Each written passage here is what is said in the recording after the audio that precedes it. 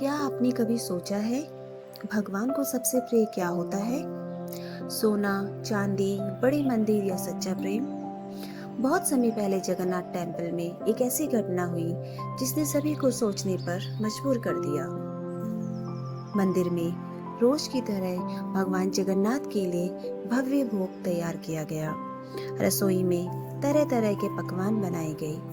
पूरा वातावरण भक्ति से भर गया था। वहाँ एक पुरानी मान्यता थी।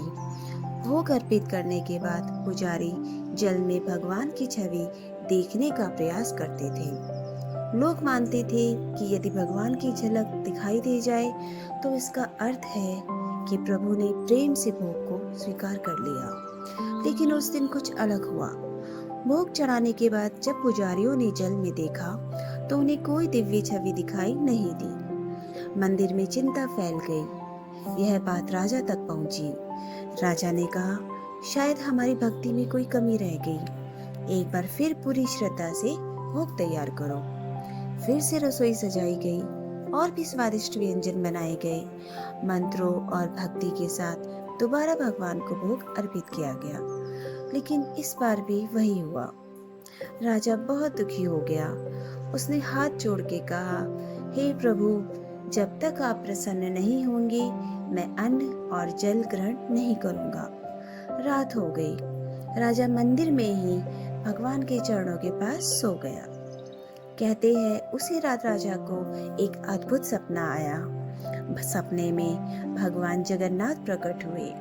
भगवान ने मुस्कुराकर कहा, हे राजन, आज मैं एक गरीब वृद्ध माता के घर गया था। उसने मुझे सच्चे प्रेम से भोजन के लिए बुलाया था।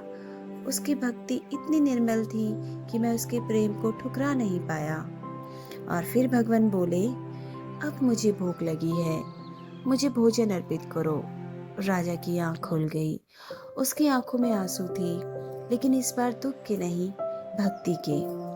सुबह होते ही भगवान को भोजन अर्पित किया गया और इस बार जल में भगवान की दिव्य छवि दिखाई दी।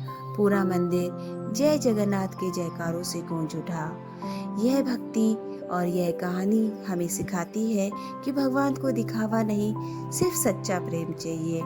जहाँ भक्ति सच्ची होती है वहाँ भगवान स्वयं चले आते हैं। अगर आपको मेरी ये कहानी अच्छी लगे, पसंद आए तो अपने परिवारजनों के साथ शेयर करें और मेरे इस चैनल को सब्सक्राइब करें। जोर से बोलो, जय जगन्नाथ प्रभु। हरे राम हरे कृष्णा।